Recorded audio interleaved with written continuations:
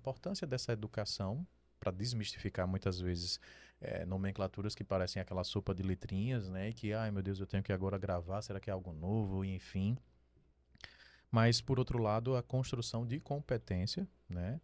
De um time que muitas vezes está ali preocupado com a sua rotina, né? Nas bases, fazendo a coisa acontecer, e que muitas vezes vê a empresa abraçar novas formas de fazer as coisas, ou até de chamar essas coisas velhas de uma forma diferente, né? De uma forma nova, e eles precisam internalizar, né?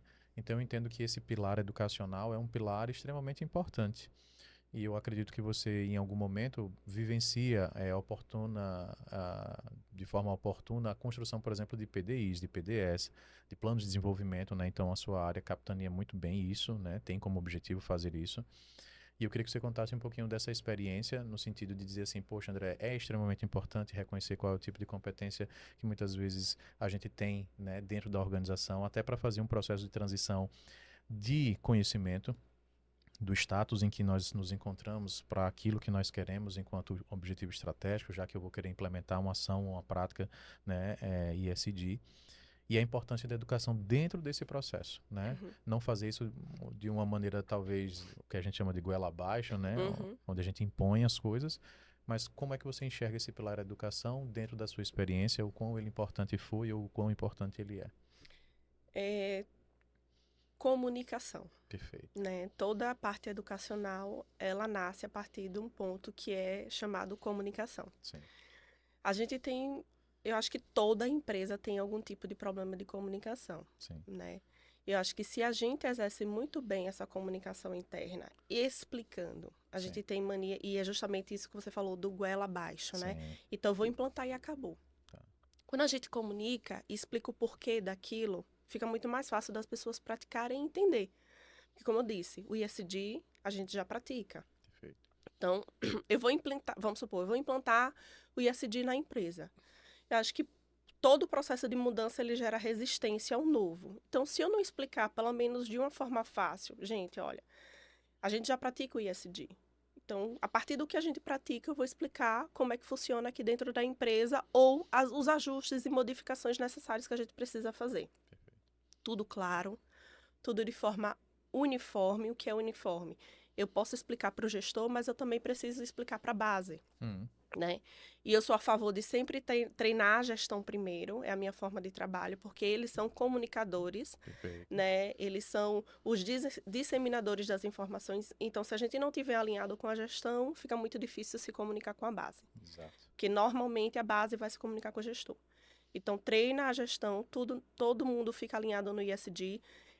Possa ser que precise trazer um especialista, que eu Perfeito. indico, Sim, né, trazer um especialista na área para poder explicar bem o que é o ISD e ter uma pessoa dentro da própria empresa, normalmente deve ter, sim, né, que faça essa interlocução dessa comunicação interna também, baseado nas práticas que já existem na empresa. Segundo ponto, alinhei com como é que vai ser internalizada essa comunicação interna e feita essa educação. certo. Faço o treinamento dos gestores, faço o treinamento da base. Acabou? Não. Não, É uma comunicação contínua. perfeito. Né? Então a gente precisa estar exercendo essa comunicação diária, não precisa ser diária, né? Tá. Semanal, Semanal, mensal, mas ter uma perfeito. forma de rotina em que a gente faça esse tipo de comunicação para que as pessoas não esqueçam e Certo, não percam o feeling daquele treinamento que foi feito. Eu perfeito. tenho que trazer garantia de que a informação ela vai ser internalizada de alguma forma. Certo. Depois de um tempo, isso vira prática, né? Sim, Então, assim, o que é ISD? Ah, ISD a gente já pratica. Então, você sim, vê com o tempo como aquilo ela acontece. Eu fiz a implantação de um projeto dentro do próprio ISD, que foi a parte de diversidade e inclusão, uma empresa que eu trabalhei do zero. certo. Então, outra coisa, você precisa entender qual é a curva de maturidade que a empresa está. Bom, Né? Quanto que as pessoas entendem sobre o ISD? Não trazendo a sigla, mas dentro das práticas que já tem. bom, Quais são as práticas sociais que a gente tem aqui? Ah, a gente faz prestação de serviço, a gente atua de forma até social junto com um orfanato aqui dentro da empresa, com um abrigo, né, que funciona na região. Não, a gente atua com a comunidade nas escolas, então as pessoas já sabem o que pratica. perfeito. Então, trazer isso de forma, trazendo essa curva de maturidade, então, quantas pessoas têm noção das práticas internas, e a partir daí fazer o segmento em relação à parte educacional, né? Então, quanto está maduro o meu ambiente, né? O Perfeito. quanto eles sabem do que é o ISD, não possa ser que traga o ISD de fato, né, a sigla, ou não, das práticas com base no ISD.